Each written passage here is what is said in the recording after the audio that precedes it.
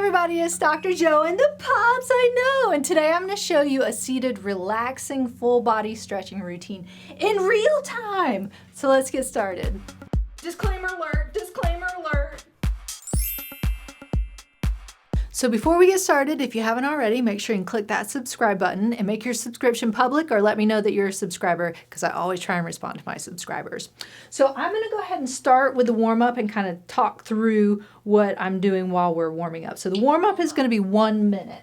So let's just start off with some long arc quads or kicking your legs out just to get those loosened up. So with each stretch, since it's real time, we're going to do 30 seconds on each side. Some of them are an actual hold. Some of them are just kind of doing it for the 30 seconds, but we'll do 30 seconds quote on each side and then have a short break in between each one. Now let's do a little march back and forth and then a long break in between each actual set of exercises just to give our bodies a little reset while we're doing it. So after you kind of get those legs warmed up a little bit, you can just kind of do some arm kind of jumping jack movements going out and in a little bit. Once you get that moving a little bit, then you can kind of go out and in just to get all of that loosened up a little bit. So after you get all those, now we're going to go into the first stretch, which is going to be an upper trap stretch. So I like to just kind of sit on my hand and then I'm going to pull over to the side. So I want you to see it's bringing the whole head sideways. I'm not turning my chin or anything like that. I'm just going over to the side and holding that full 30 seconds. You should be able to feel that upper trap right in through here. That's going to be able to help kind of relax those muscles in the neck there, getting that stretch. You want to feel comfortable stretch. You don't want it to be super painful. So now we'll have a quick little break in between. We're going to do the other side. You can also do your hand behind your back. So I'm going to do behind my back for this one, just so you can see different ways to stretch it. So I'm just going to place my hand behind my back. But again, I'm just pulling right over to the side. My finger is kind of on top of my ear, so I know I'm getting that just direction over to the side, getting that stretch. And again, you should kind of feel it in the neck area. It might go all the way up to your ear area and then down into the shoulder. You should feel that as well. This one sometimes might bother the shoulder with it behind your back. So again, you can put it, either sit on it or just push your arm down. So now I got a little longer break just to kind of reset everything. But next we're going to go into a Levator Scapulae stretch. And again, there's two different ways you can do your arm. So I'll do one way on one side and one way on the other. But you do whatever's most comfortable for you. I'm going to start just with my hand behind my back. My hand's going behind my head. My head's turned at about a 45-degree angle, and I'm almost trying to tuck my nose into my armpit there. And so that's the stretch. I'm not turning my head sideways. I'm pulling down, and again, just kind of tucking that nose in there. And I should feel that stretch right through there, because that Levator Scapulae goes from your shoulder blade all the way up into your cervical spine into that neck. So you can also put your hand up. That helps hold that shoulder blade down, but sometimes it's a little uncomfortable for people, but this is the way I learned it, so I like to do it. My hand's going to be on my shoulder here with my elbow up, and again, turning to that 45-degree, kind of tucking that nose into that armpit area, or almost like I'm trying to go in towards my shoulder. And getting that nice stretch through there. And this one feels really, really good. I like this. A lot of times when you have a stress and anxiety or you just want to relax, this is a really nice one to get that stretch and get everything nice and loosened up. So again, that longer break just to kind of reset everything. So the next one is going to be shoulder squeezes. So this one's going to be one you're not necessarily going to hold it for 30 seconds, but you can do it for that 30-second time. I usually like to hold it for 3 to 5 seconds. So I'm going to turn a little bit so you can see, but I'm just squeezing those shoulder blades together. Try and keep your shoulders down so you're not squeezing up and in, you're keeping them down and squeezing in. I like to use my elbows as a guidance, so you can see here, but I'm really using those muscles to get the squeeze. I'm not using my elbows to get the squeeze. I'm using my muscles to get that squeeze. So a little hold for 3 to 5 seconds and then relax. Again, you're not bringing your shoulders up. Try and keep them down with that squeeze. Take a little break, relax it out a little bit, and then go back into the squeeze. So I'll do a little bit more squeeze and less talking with this one. So again, squeeze in for that 3 to 5 seconds. And you can also do it without your hand. So if you just want to do that squeeze like this to make sure you're using those muscles, you can. And again, kind of holding it that 3 to 5 seconds. If you want to kind of tuck in your chin a little bit while you're doing it too, you can get a double stretch with that. And then relax. And then go back into that stretch. Long break. So we got that little long break. So now we're going to go into rotating the back a little bit, getting what we would call a trunk rotation and sitting. So it gets the upper back, the mid back a little bit, and the low back.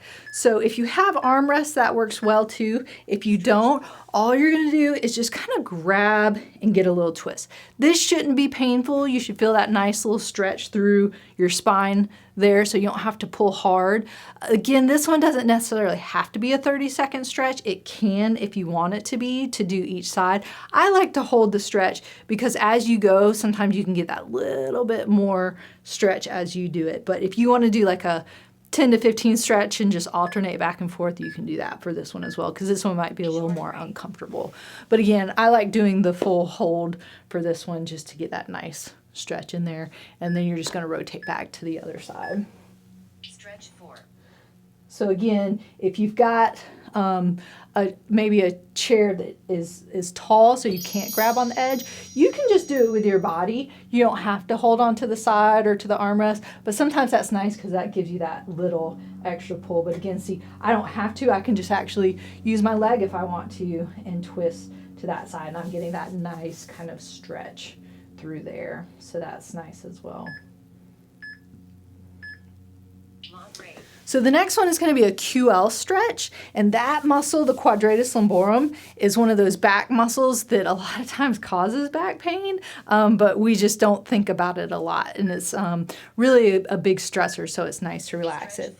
I'm just going to sit on my hand and then bring the other one up, and what you want to do is almost sit on your hand and then reach over this way. And you should feel that stretch kind of through here. You might feel it all the way into your lat, up into the shoulder. So you're getting kind of a double stretch here, but I'm lifting up and then arching over. So I'm not just pushing over, it's kind of up and then I'm leaning into it, getting that nice stretch. So this one, again, is a good one kind of for the QL, the lats, the shoulders, and everything. But again, if you have a little bit of trouble with your shoulder, you don't have to do the whole arm all the way up. You can kind of bend over with it a little bit, but you're going to get a better stretch if you come up, kind of squish into that hand, and then really kind of arch over to get that nice stretch. I'm looking up towards my hand, maybe even looking into the crease of my elbow, just to get that neck and that stretch as well, to get that whole body stretch.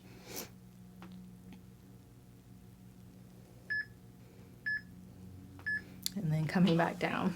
So the next one, we're going to kind of go into the hips and the knees a little bit. So we're going to do a seated knee to chest stretch. You can also do this on the floor.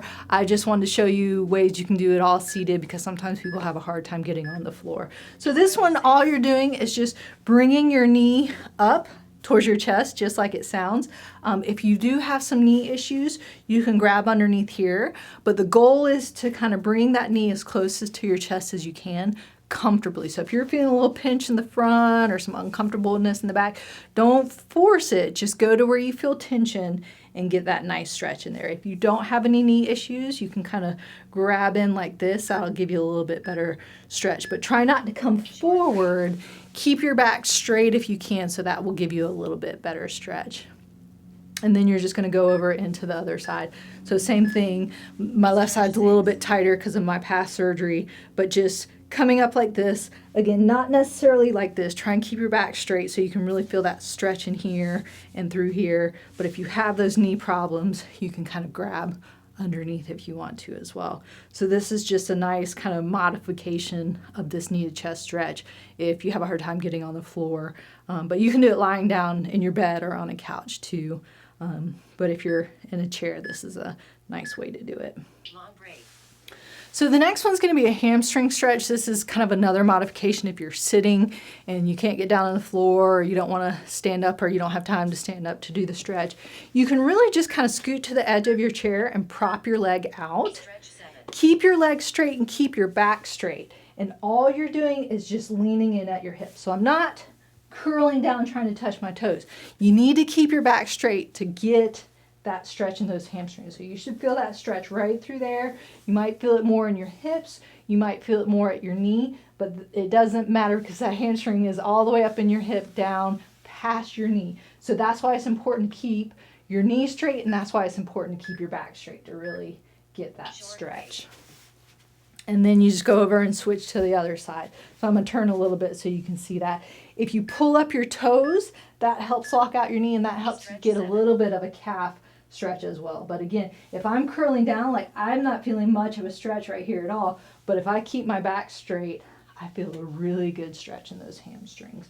So really try and keep that straight and just move at your hips right through there. This one's been a little bit tight because I've been doing a lot of yard work, and so it's nice just to kind of relieve all that and make it nice and relaxed while I'm stretching it out. Long break. So the last one is going to be an active calf stretch. A lot of times you might see me using a strap, you can use a dog leash or a belt, but you can also stretch it actively too if you don't have any equipment to do it. So really just put your leg out in front of you. Again, try and keep your knee straight and just pull your toes towards you. So I'll feel a little bit in my quad because you're activating your quad to straighten out your knee. But when you pull your toes up, you're gonna feel that calf stretch in there. So you don't necessarily have to do it passively. Sometimes that's better to get a bigger stretch, but you can just pull it towards you and you should really feel that stretch as well. Again, I'm feeling it in my quads because I'm activating everything, but as I pull my toes up, I'm gonna feel it in the calves. And that's really kind of what you wanna feel, is that active calf stretch. And so it's nice. And then even if you want to put your leg down, you don't have to hold it up because that'll maybe take the quad out of it a little bit. But I'm pulling those toes up towards me, and I should feel it right in through here. I might feel it in the back of my knee because those calf muscles cross that knee joint.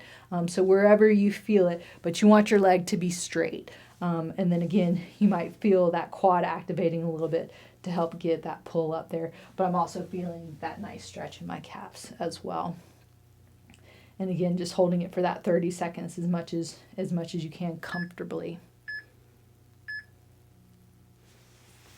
So there you have it. That was my seated, relaxing, full body stretching routine in real time. If you'd like to help support my channel, don't forget to click up there. And remember to subscribe by clicking down there by Callie. And remember, be safe. I know, have fun. And I hope you feel better soon.